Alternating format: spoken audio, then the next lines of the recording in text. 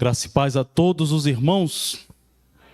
Quero saudar também aqueles que nos acompanham e nos acompanharão nas redes sociais. É um privilégio ter cada um dos amados aqui. Hoje, dia de eleição ministerial, compusemos todos os cargos, graças a Deus, toda a diretoria. E agora estamos num culto de adoração ao nosso bom Deus. Mais uma vez, quero louvar ao Senhor pela presença de cada um dos irmãos aqui.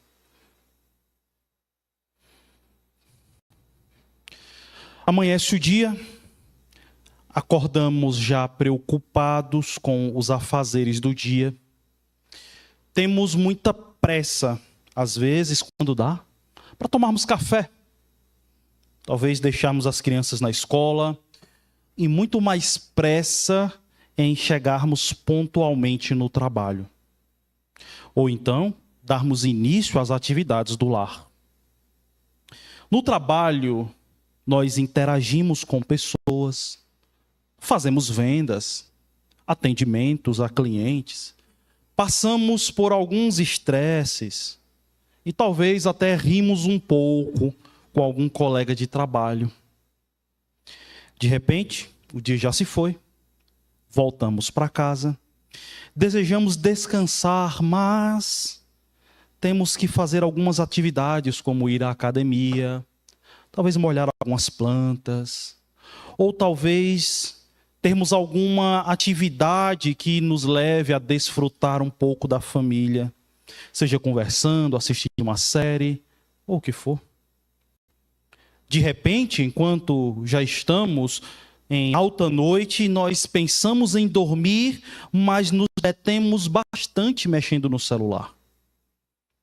De repente a gente lembra que não lemos a Bíblia durante aquele dia, não oramos durante o dia, nos sentimos um pouco mal, mas então, quando estamos na hora de dormir, sentamos na beira da cama, paramos um pouco e fazemos uma brevíssima oração ritualística, só para não passar batido. Ou dizemos, amanhã eu oro. E o ciclo se repete interminavelmente. Você se identificou com essa rotina? É a rotina de muitos. Vivemos dias em que a oração, ela não faz parte do nosso dia a dia em termos de qualidade. Não temos vidas às quais a oração se incorpora. Quando se trata da oração, muitos de nós não conhecem o real significado dessa prática. Muitos de nós não têm ideia do que realmente se trata a oração. Sim, eu quero dizer que talvez a sua vida seja escassa de oração, ou talvez você negocie muito fácil a oração porque você não reconhece do que a oração realmente se trata e significa. Não sabemos orar por desconhecermos a natureza da oração. Quero te levar para Lucas capítulo 11, verso 1 e verso 4. Talvez um dos textos mais conhecidos por parte de todos nós, porque somos muitas vezes convidados naquela primeira fase da infância, num país que tem a cultura católica como o nosso, de aprendermos o famoso Pai Nosso. Se eu perguntar a você, recite o Pai Nosso, você vai recitá-lo completamente. Para mim, tenho certeza disso. Mas o problema de textos conhecidos é porque nós não damos a devida atenção à profundidade que eles carregam. Porque nós julgamos já sermos bastante íntimos de textos assim. Verso 1, de Lucas, capítulo 11. De uma feita estava Jesus orando em certo lugar quando terminou. Um dos seus discípulos lhe pediu, Senhor, ensina-nos a orar como também João ensinou seus discípulos. Então ele os ensinou. Quando orardes, dizei, Pai, Santificado seja o teu nome, venha o teu reino. O pão nosso cotidiano dá-nos de dia em dia. Perdoa-nos os nossos pecados, pois também nós perdoamos a todos os que nos devem. E não nos deixes cair em tentação. Pai, nós pedimos que o Senhor nos ilumine o entendimento para a tua palavra. Por favor, Senhor, que a tua palavra penetre os nossos corações e nos ajude a enxergarmos a oração da maneira que o Senhor nos transmitiu nesse texto. Em nome de Jesus. Amém. O mais interessante é que nessa porção, os discípulos, eles assumem a sua ignorância quanto a essa prática. Eles assumem não terem o conhecimento, não saberem como fazer a oração, pedindo que, portanto, Jesus os ensine, Jesus os instrua. Ou seja, mais uma vez, a oração do Pai Nosso tem a ver com discipulado, tem a ver com uma instrução de Cristo, o Mestre, sobre como o seu povo, os seus discípulos, devem lidar com essa prática. Jesus tratou do discipulado com Marta e Maria, onde Marta, preocupada com preocupações egoístas, estava muito atenta em querer ser uma boa anfitriã. Essas preocupações mundanas e ter reconhecimento. Já Maria, primeiramente, decidiu ter a sua mente e o seu coração formados pelos ensinos de Cristo, para então passar a servi-lo. E agora o verso 11 novamente retoma essa parte da instrução de Jesus aos seus pupilos. Os discípulos queriam orar como os discípulos de João também foram ensinados a fazer. E é interessante isso aqui, porque os judeus, irmãos, tinham várias orações registradas. Era muito comum na vida dos judeus eles repetirem várias orações como parte das liturgias dos encontros nas sinagogas e também de um modo bem individual. Talvez um dos registros mais famosos que temos até hoje sobre as orações dos judeus é uma obra chamada de 18 bênçãos, as 18 bênçãos. É um compêndiozinho de 18 orações que os judeus faziam desde a época do Segundo Templo até as épocas de Jesus. Então era bem comum a oração nesse sentido, da repetição. E eles queriam ter uma prática assim, como discípulos de Jesus. Ensina-nos a orar, Jesus, nós não sabemos, nós queremos aprender. E esse também talvez seja o seu clamor: Senhor, me ensina a orar. Porque até aqui eu não tenho entendido do que se trata. Até aqui talvez eu não sei como. Eu tenho sido levado pelas minhas próprias ideias do que seja a oração. Eu preciso aprender.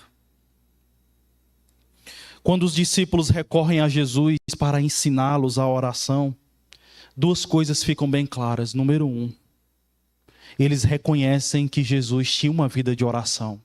Afinal de contas, como Jesus iria ensinar algo que ele não vivia? E nós vimos que por todo o capítulo 4, capítulo 6, nós temos um Cristo que se retira para orar. A vida de Cristo é embebida de oração. E número 2, os discípulos desejam reproduzir o modo de vida de Jesus. Eles desejam também incorporar a oração em suas vidas. E essa aqui é uma ideia que vai ficar muito mais clara em Atos, porque nós vamos ver no início da igreja a prática da oração bem presente. Então Lucas já está antecipando que os discípulos desejam se identificar com Cristo na prática da oração. Eles querem aprender, eles não sabem como. Talvez você também é assim. Muitas pessoas, irmãos, possuem noções erradas sobre a oração. Oram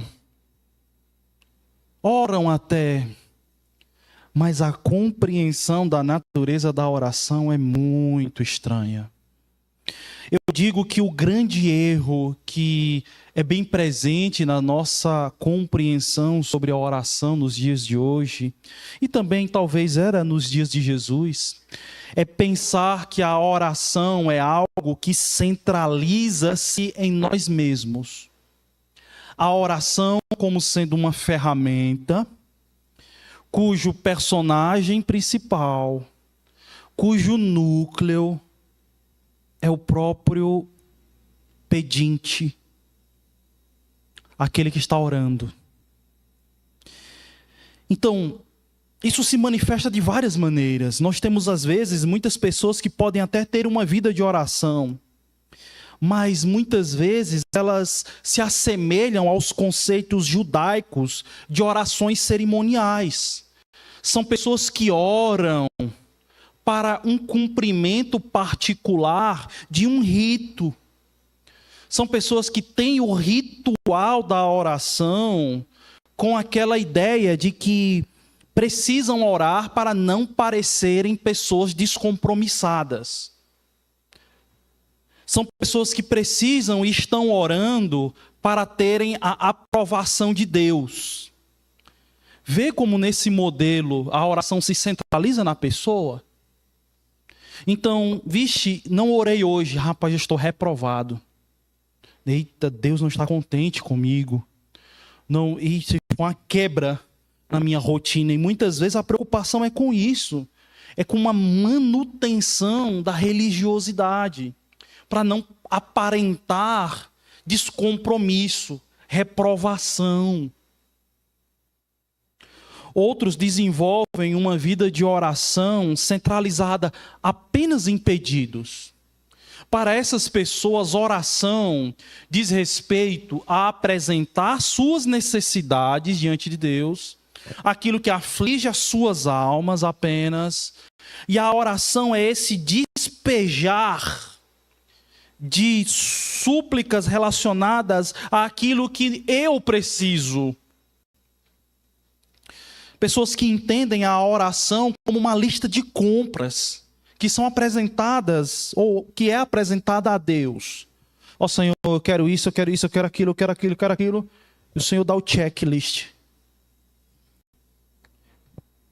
Para essas pessoas, a oração é a arte de recorrer a Deus para apresentar suas preocupações. E muitas vezes pedem a intervenção de Cristo em preocupações egoístas. Lembra de Marta? No capítulo 10, verso 40, ela está lá preocupada em ser uma boa anfitriã, não macular sua reputação, não aparentar reprovação. E quando Maria está ouvindo o evangelho, ela pede a ajuda de Cristo para apoiá-la. Ela pede a bênção de Jesus sobre uma preocupação egoísta. E muitas vezes são essas pessoas com pedidos que são mundanos, que são preocupações desta vida, e estão rogando para Deus e Cristo abençoar. A oração como pedido. Mas tem outra versão desse tipo de compreensão da oração sobre pedidos. A outra versão é assim. São pessoas que entendem que a oração é basicamente sobre pedir.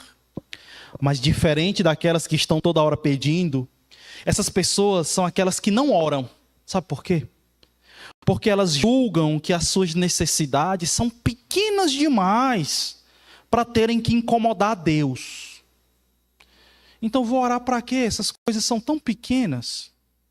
Deus tem tanta coisa com que se preocupar. Tem guerra na Ucrânia. Estava tendo aí conflito entre Israel e Irã.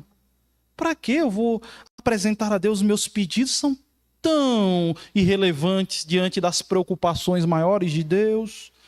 Essas pessoas não oram. Elas só vão buscar a Deus mesmo quando o apuro for grande. Quando tiver quase mortalmente doente. Quando tiver um familiar em grave necessidade, quando a vida o sacudir de um modo inesperado e muito intenso, aí essas pessoas vão orar, porque elas dizem, essa necessidade é grande. mas a oração é quase algo raro na vida dessas pessoas.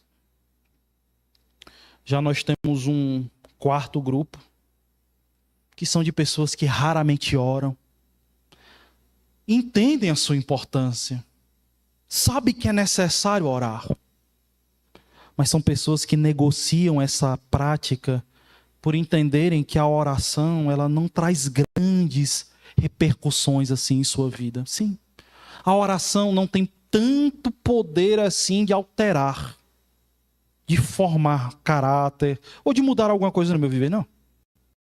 O que realmente faz a diferença na vida de alguém são as suas atitudes. A oração, nem tanto. Então essas pessoas vão orar em momentos muito especiais. Mas para elas, a oração não move nada. Veja como em todos esses exemplos que eu dei, talvez sejam exemplos que acompanham a sua compreensão sobre a oração. O foco desses exemplos está no próprio indivíduo, nos seus pedidos, nas suas necessidades, no que ele julga urgente ou não para ir à oração. É uma preocupação consigo, a centralidade no seu ser. E eu quero dizer, irmãos, que Jesus apresenta uma visão muito diferente sobre a oração aqui, nesse modelo do capítulo 11. Jesus ele vai inverter aquela ideia comum de que a oração possui como centro aquele que está intercedendo, aquele que está pedindo, o suplicante. Não. Nós precisamos urgentemente ir até a Cristo e pedirmos que Ele nos ensine a orar. E eu espero que Jesus te ensine isso hoje. Vá para o verso 11 mais uma vez, capítulo 11. No verso 2, nós vamos ver o foco de Cristo na oração. Precisamos mudar a forma de vermos a oração, porque Jesus nos traz um modelo bem diferente da visão que comumente temos. O modelo que Cristo apresenta vai desconstruir totalmente a ideia de que o foco da oração somos nós. Orar para pedir apenas, orar para sermos mais aceitos por Deus e para termos um desencargo de consciência de que estamos vivendo uma vida adequada com o Senhor, manutenindo a religiosidade. Não. Como inicia a oração no verso 2? O foco da oração está no Pai. O foco da oração está no Pai. No discipulado de Jesus, o núcleo da oração está na paternidade de Deus. Em outras palavras, orar tem a ver com a paternidade do Senhor, com o fato dele ser o Pai nosso. A oração estabelece um relacionamento filial entre um filho e o seu pai. E o foco, o núcleo, o centro é o Pai.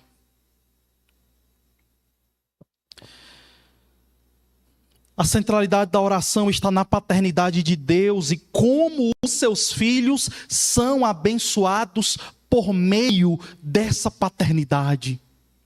Por exemplo, pode continuar no verso 2.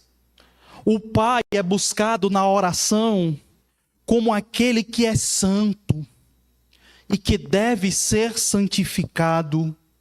A oração é um exercício onde buscamos um Pai que é santo no desejo de que ele seja ainda mais santificado.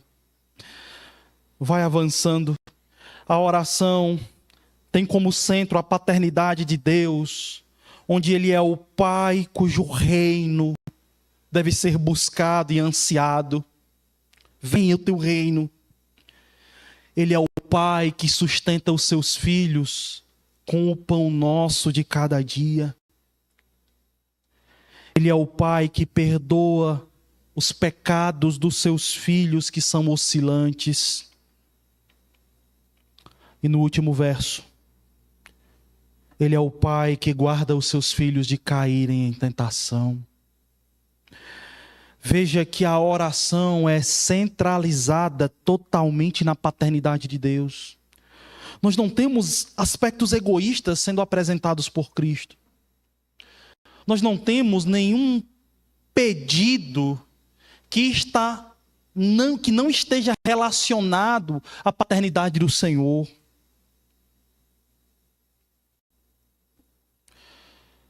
A centralidade total é na paternidade de Deus e nas perfeições que dela decorrem. A sua misericórdia em trazer o seu reino, a sua graça em perdoar, o seu favor em sustentar, o seu cuidado em nos guardar do mal.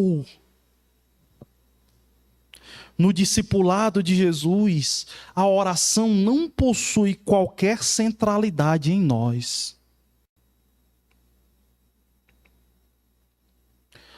Ao contrário do que pensamos, de que a oração também não impacta nossas vidas, Jesus vai mostrar nesse modelo que a oração, na verdade, impacta.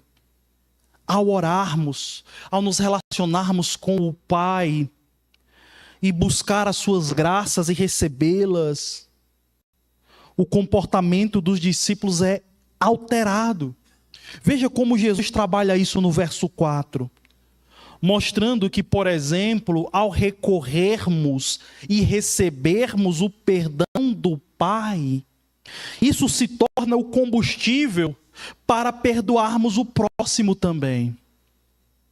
Ou seja, reproduzimos sobre os outros a misericórdia que recebemos do Pai em oração.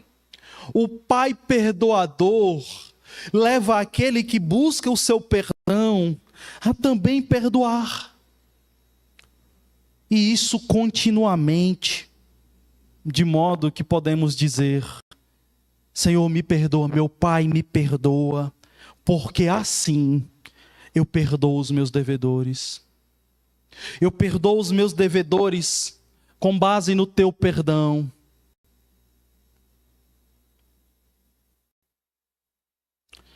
Irmãos, nós podemos resumir assim o ensino de Cristo sobre a oração. Se você quiser anotar, anota isso. Oração é o desfrutar da paternidade de Deus que transforma a nossa vida aqui no mundo. A oração é sobre desfrutar da paternidade de Deus que transforma a nossa vida aqui no mundo. Pai, verso 2, Pai, assim inicia a oração. Quão profundo isso é, irmãos. Às vezes se tornou tão clichê que essa palavra no início, Pai, perde todo o impacto. Irmãos, como Deus se torna o Pai de alguém? Como? A oração é colocada por Jesus como um usufruto de Deus como Pai. E como o Senhor se torna Pai de alguém? Se você voltar no verso 10, no capítulo 10, verso 22, Jesus vai dizer algo muito importante e interessante aqui. Ele vai dizer que o Filho revela o Pai a quem Ele quer, a quem Ele deseja. Em outras palavras, a oração nos coloca em um relacionamento paternal com Deus, que é resultado da misericórdia e da graça de Cristo, que revelou esse Pai a nós. E esse Pai não é qualquer Pai. Ele é um Pai santo. Existem muitos tipos de pais. E no mundo de Cristo existia também.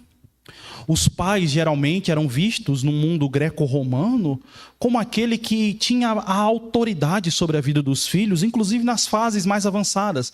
O pai era aquele que decidia se o filho casaria, divorciaria, em que o filho trabalharia. O pai era responsável praticamente por toda a vida do filho enquanto ele fosse vivo. E muitas vezes o pai era visto como esse ser que emanava autoridade e poder apenas. Mas também tinham pais descompromissados, como nós temos hoje. Pais violentos. Como eu disse, muitas vezes autoritários. Que tipo de pai é esse? O qual Cristo nos apresenta e que a oração nos coloca no relacionamento. Que tipo de pai? O pai que invocamos é diferente. O pai é acessível a nós na oração, ele é distinto de todos os demais. E isso é o que nos dá prazer e alegria de buscá-lo, porque ele é santo. Ele não tem imperfeições, ele não tem máculas, ele não tem fatores capazes de decepcionar os seus filhos. Ele é totalmente separado daquilo que é imundo. Pai nosso, que está nos céus, ele possui um nome santo, e um nome em que aquele que ora procura que seja santificado ainda mais. Santificado seja o seu nome. Isso é um eco de Ezequiel 36, verso 23.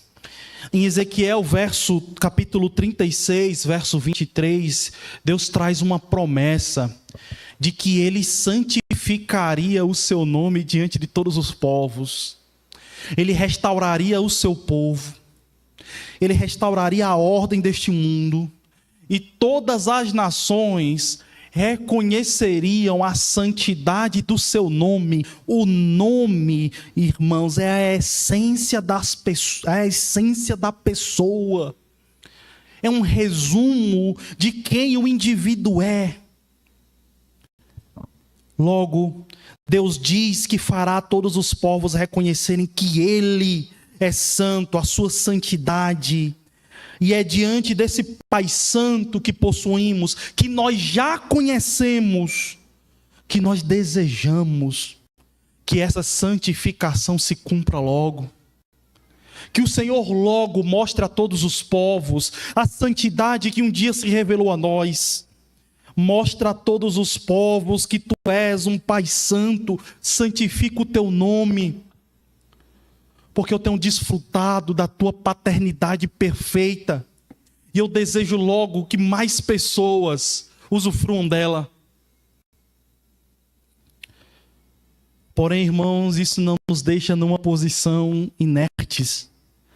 Enquanto esse tempo não chega, enquanto Deus não santifica o seu nome, manifestando a todos os povos a sua santidade, os seus discípulos são convidados a manifestar a santidade do Pai por meio de suas próprias vidas, sendo santos, porque Ele é santo.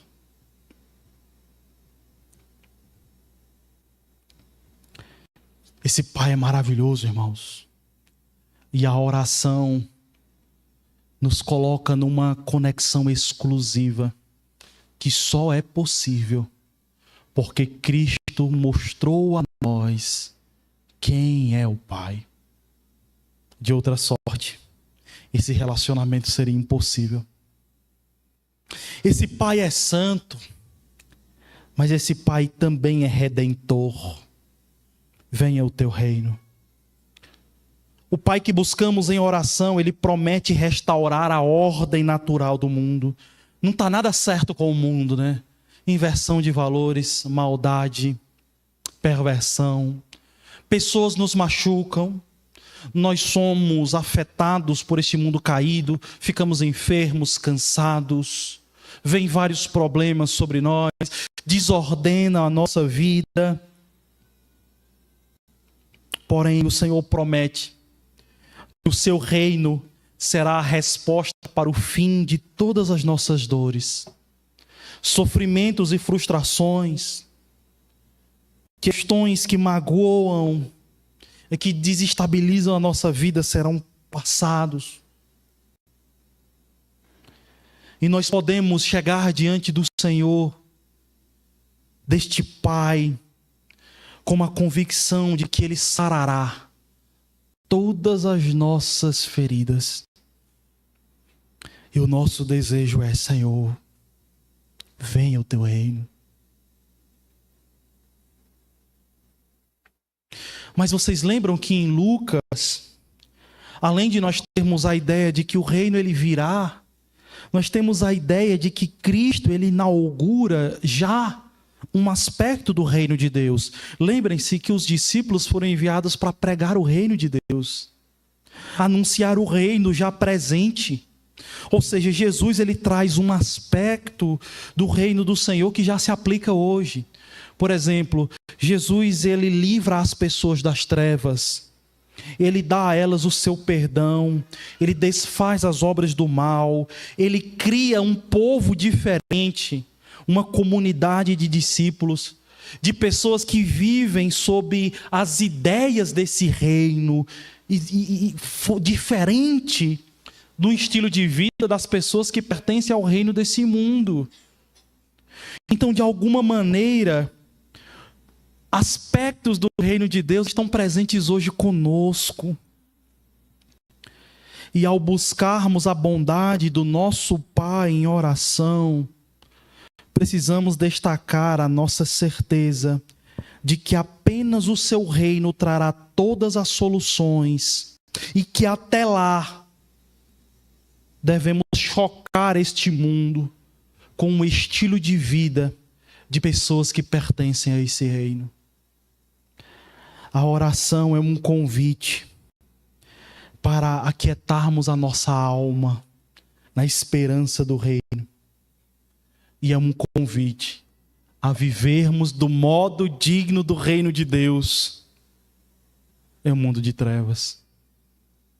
Ah, como a oração é linda e bela e profunda. Cristo continua trabalhando no seu modelo de oração. A ideia de Jesus é que essa oração, em termos do seu conteúdo e da sua mensagem, ela modele o nosso relacionamento com Deus na maneira como iremos nos dirigir a Ele na oração. Que essas categorias estejam presentes à medida em que nós invocamos o nome do Senhor. O Pai como centro da oração. O Pai que é santo. O Pai que redime, que traz o reino e nos convida a viver os ideais do seu reino. Mas também no verso 3, esse Pai que é buscado em oração, ele não é um pai mesquinho, ele não é um pai irresponsável com seus filhos. Ele é um pai sustentador. A oração que Jesus apresenta visa estabelecer um relacionamento entre um filho e um pai, cujo reconhecimento de que o sustento vem do pai se estabelece. Esse pai é solicitado por filhos dependentes que rogam pelo pão suficiente para cada dia. O pão cotidiano, dá-nos de dia em dia, dá-nos hoje, dá-nos amanhã. Afinal, do Senhor, um Pai bondoso, é que vem o nosso sustento. E estes filhos que oram, declaram a sua dependência como discípulos e filhos deste Pai. São filhos que aprenderão a silenciar em suas orações as ansiedades de sua vida, sabendo que por mais ansiosos que estejam, a vida não depende delas. O sustento para a vida não depende delas. Depende do Pai sustentador.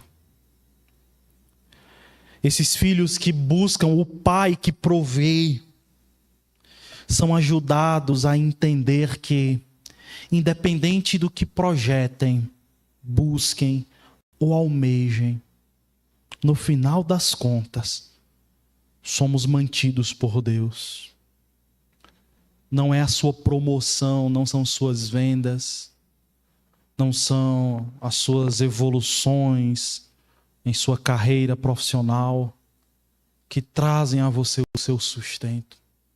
Em última instância, vem do Senhor, Pai provedor. E aqueles que estão em oração reconhecem esse vínculo dependente.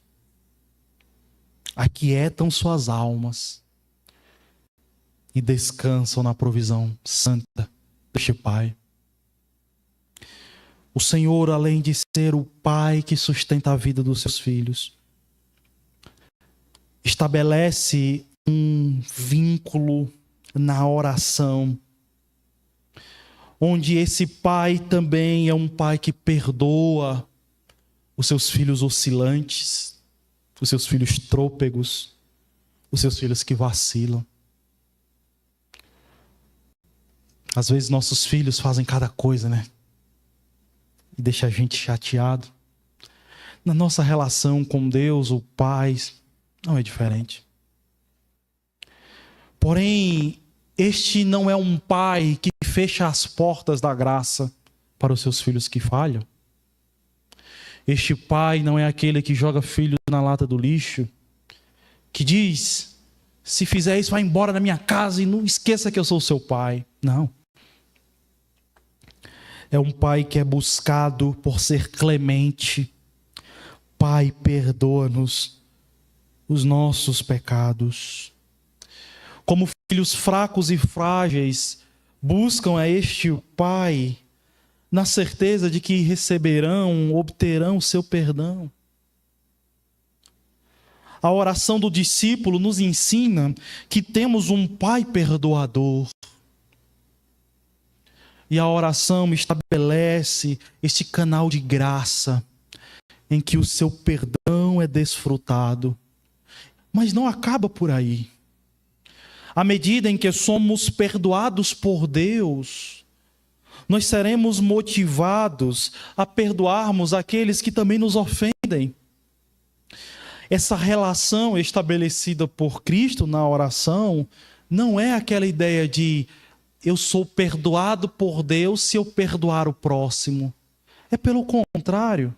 O perdão ao próximo é a causa do perdão que foi buscado diante do Senhor. Porque, Senhor, eu tenho que perdoar o próximo? Ou porque eu preciso estender a misericórdia ao próximo? Preciso também desfrutar do teu perdão. O teu perdão é a chave, é o fator motivador que me leva a ser misericordioso com outras pessoas. E isso nos lembra de Lucas 6,36, que Lucas nos ensina a imitarmos a Deus. Quando buscamos o perdão do Pai e o obtemos, e isso enche as nossas vidas, o discípulo de Jesus, ele será motivado a estender esse mesmo perdão e misericórdia aos seus ofensores, aos seus devedores. Porque ele usufrui da misericórdia de Deus, ele será misericordioso. Olha a oração modelando o caráter e a conduta do discípulo no seu relacionamento com o Pai.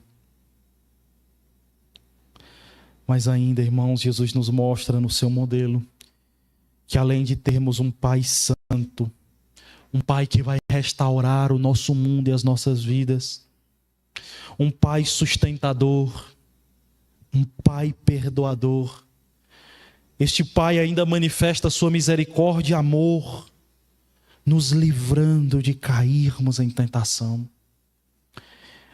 Na oração de Jesus, que estabelece esse relacionamento paternal com os seus filhos, pai com os seus filhos, os filhos são convidados a buscarem no Pai a fonte para o livramento das veredas tortuosas, que buscarão no Pai o vigor e a graça para não cederem às tentações malignas.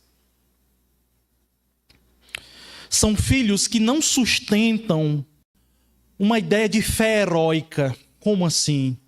A vida cristã depende de mim, depende da minha firmeza, depende da minha capacidade.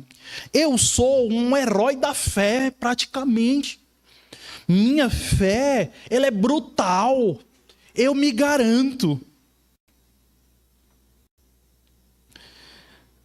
Aquele que está num relacionamento com esse Pai tão tremendo e misericordioso, ele não sustenta essa pedância. Pelo contrário, ele é um filho que busca no Pai o livramento do mal, o guardar-se do mal, que depende da sua graça e misericórdia, do seu favor. E é por depender de Deus que ele estará lá, em oração, neste vínculo constante com seu Pai. Veja, meu irmão, como a oração na vida com Cristo é um grande privilégio, pois ela é o resultado da revelação do Pai por meio de Cristo a nós. Não são todos que podem dizer: Pai nosso que estás nos céus. E é por meio da mesma oração que podemos desfrutar dessa paternidade divina, termos acesso às muitas graças que dela decorrem, e assim temos uma vida transformada nesse mundo. Pois na oração nos aproximamos de um Deus santo, lembrando do nosso dever de também ser santo.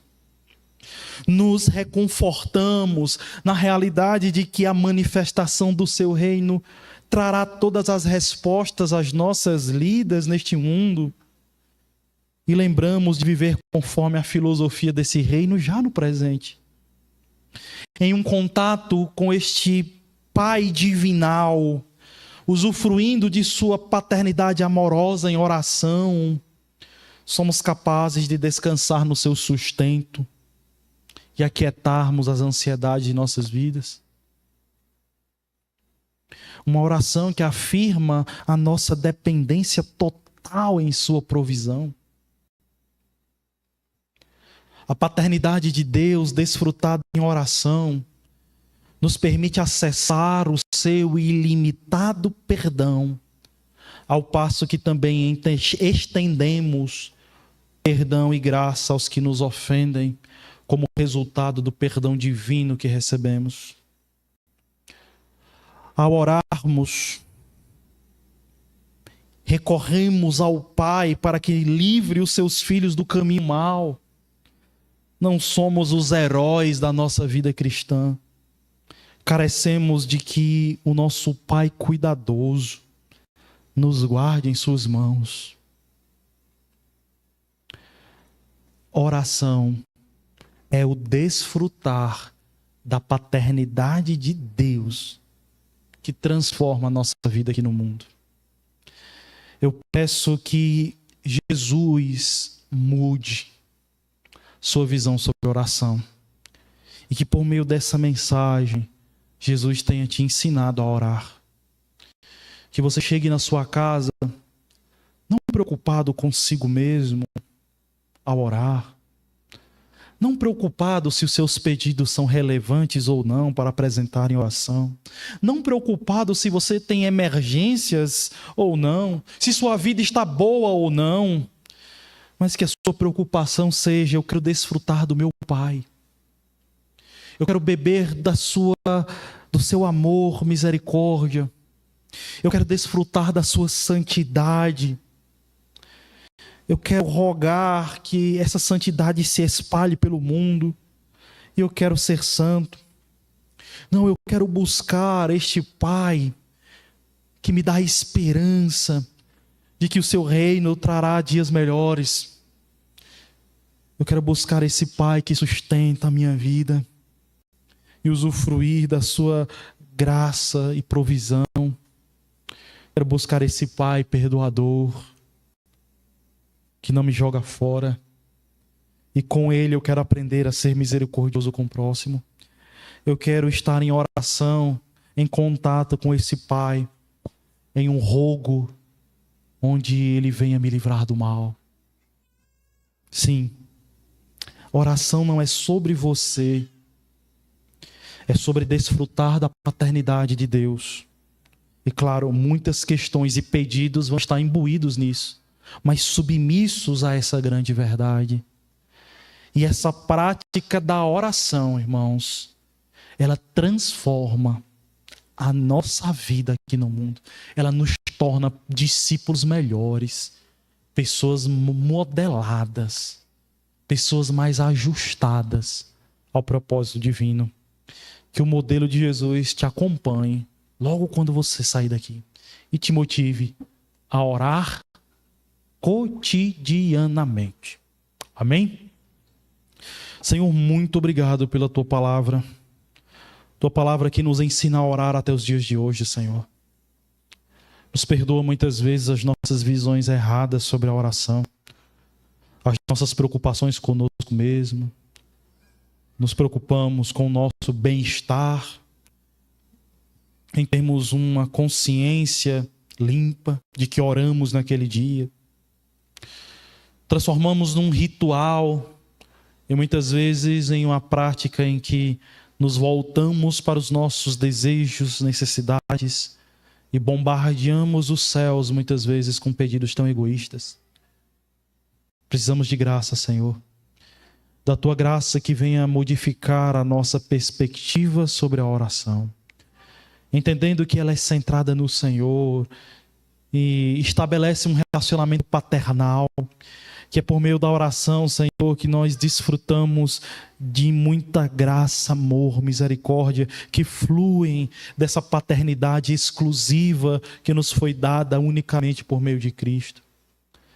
Que esta paternidade, Senhor, desfrutada em oração, nos transforma em pessoas mais santas, à medida que reconhecemos que Tu és um Pai muito distinto, que nos leve a confiar na Tua redenção, aguardar por ela, enquanto vivemos do modo digno do Teu reino, que nos leve a confiar na Tua provisão e sustento, entendendo que a nossa vida como filhos dependentes está totalmente fundamentada na Tua provisão.